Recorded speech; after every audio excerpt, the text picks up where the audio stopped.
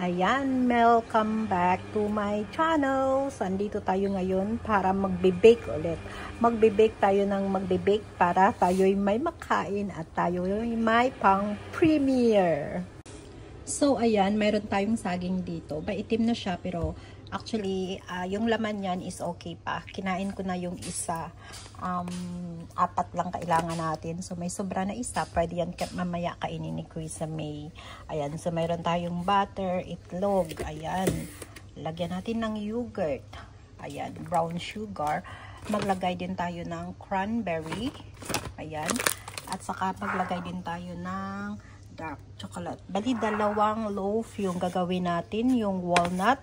At saka yung isa yung may chocolate chips. Ayan. Kasi ayaw ng mga alaga ako ng may walnut. So, lagyan ko siya ng walnut, yung isang tin. At saka lagyan ko din siya ng cranberry.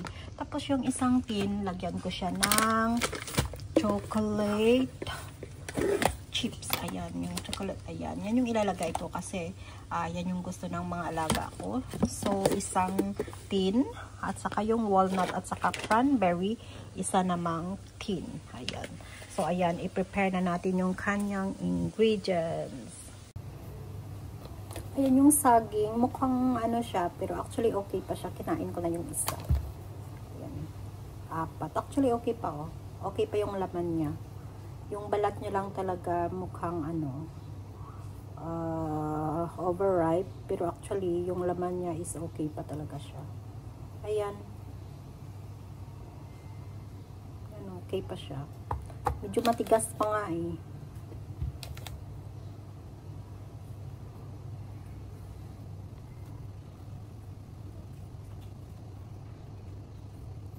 Ayan, okay pa siya. So, 4 lang yung kailangan natin. Ibigay ko ito kay Kuya May para kainin yung isang saging.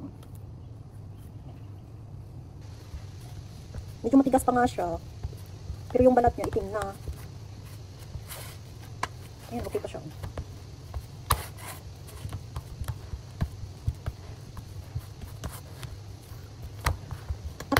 Add natin ng konting cranberry.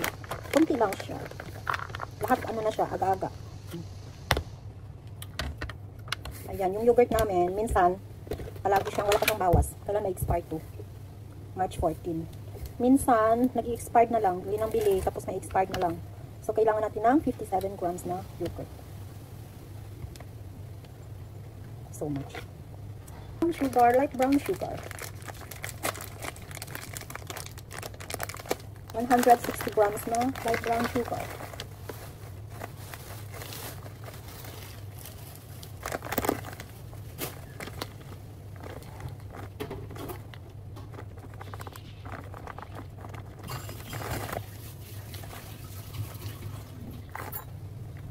Siyempre, hindi mawawala yung ating butter. 150.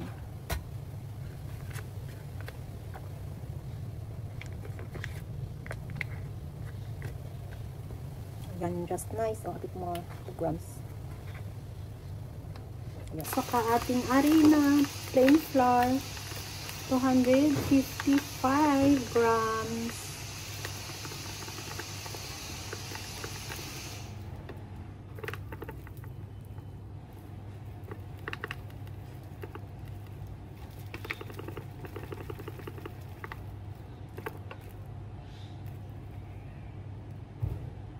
Okay. Lagay tayo ng asin. Saka lagay tayo ng cinnamon powder. So, mayroon tayong butter, 115 grams. 4 na banana. Ayan, smash natin. 2 itlog. Ayan. Ayan yung ano, cranberry at saka walnut sa isang tin later. Ito yung ating yogurt.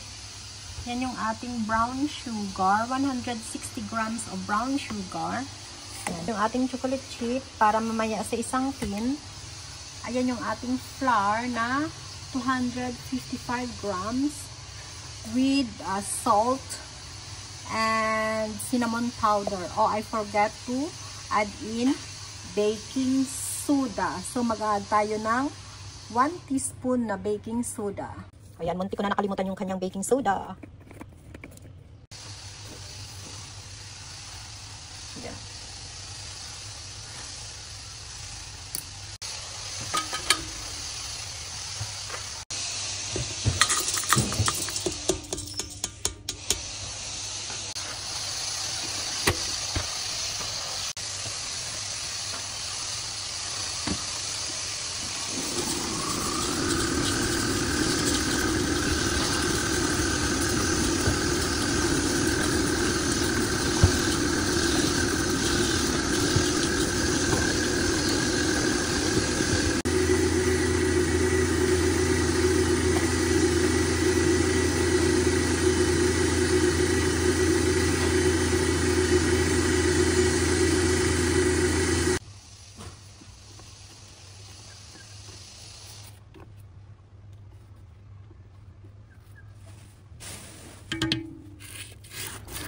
Add natin yung saging.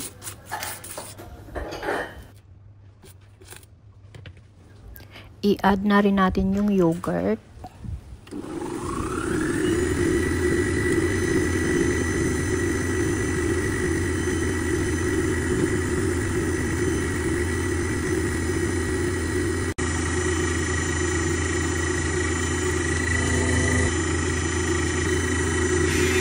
I-add natin yung itlog, one at a time.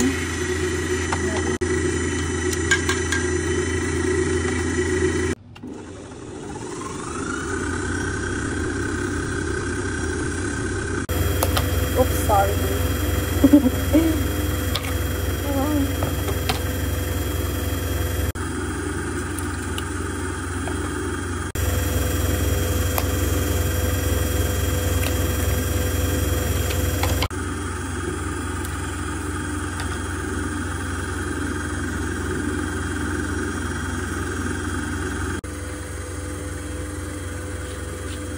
Tapos, i-add natin yung flour.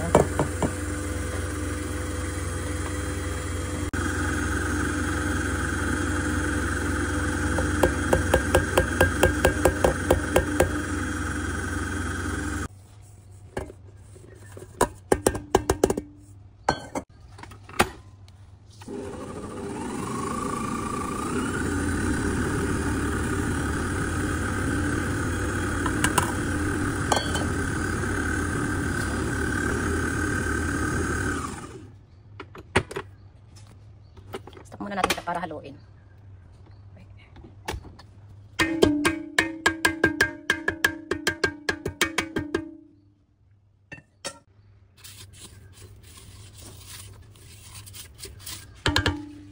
Lagyan natin siya ng coffee Imalco. Ayan. Ano ba? Abnormal.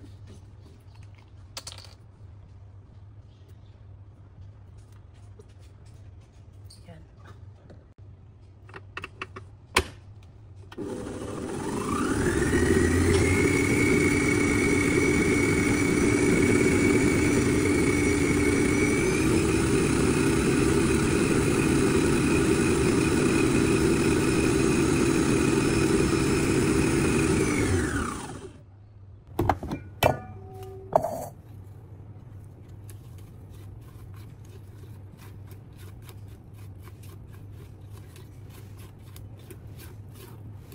So, divide natin ito siya sa dalawa. So, kailangan natin i-weigh para fair, di ba? 200. Okay, 288. Gawin natin ito 90. Okay, tapos yung isa. Oh no, hindi ko.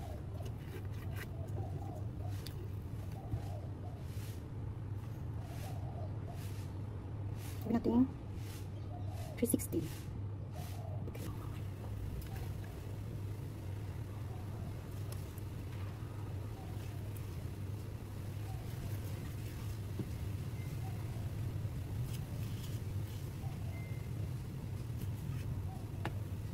Divide natin siya sa dalawa. Ayan. At saka ito yung isa. Yung isa, lalagyan natin siya ng chocolate. At saka saka yung isa, lagyan natin ng cranberry at saka walnut.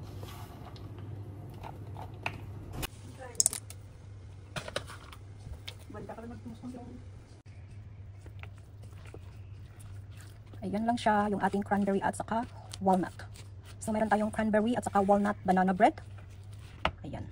At saka meron tayong chocolate dito. Huwag natin masyadong damihan kasi yung chocolate, maano siya, mabigat. So, yan lang natin siya ng konti. Meron tayong dalawang tin. So, hindi na natin siya lagyan ng parchment paper o baking paper. Butter na lang siya ilalagay natin. Ganyan lang siya. Para hindi siya dumikit.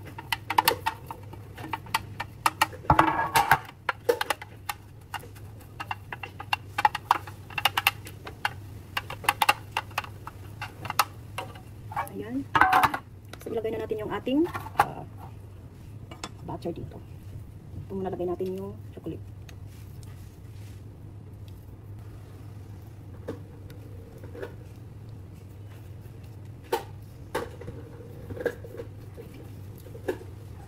Ang cute ng paglagyan ko.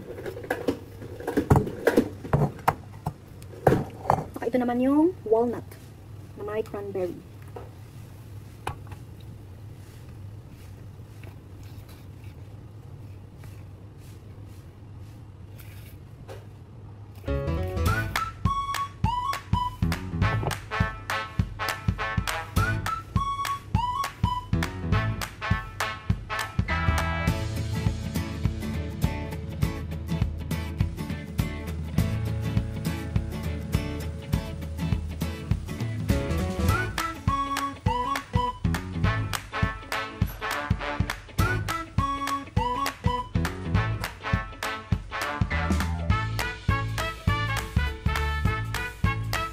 Basin lang sila.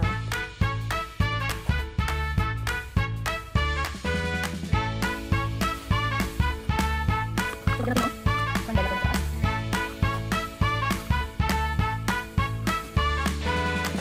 At syempre, itong ating chocolate, pagdating natin siya ng putik sa taas. Ilalagay natin ito sa oven.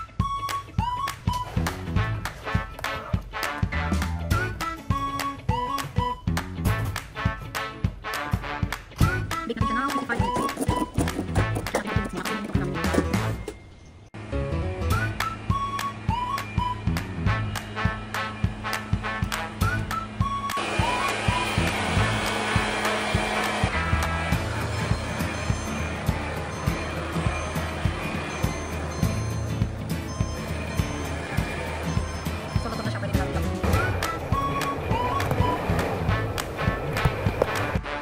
So, ayan yung ating banana bread. Banana chocolate bread and banana walnut with cranberry bread. Ayan. So, that's all guys. Thank you for watching. Bye!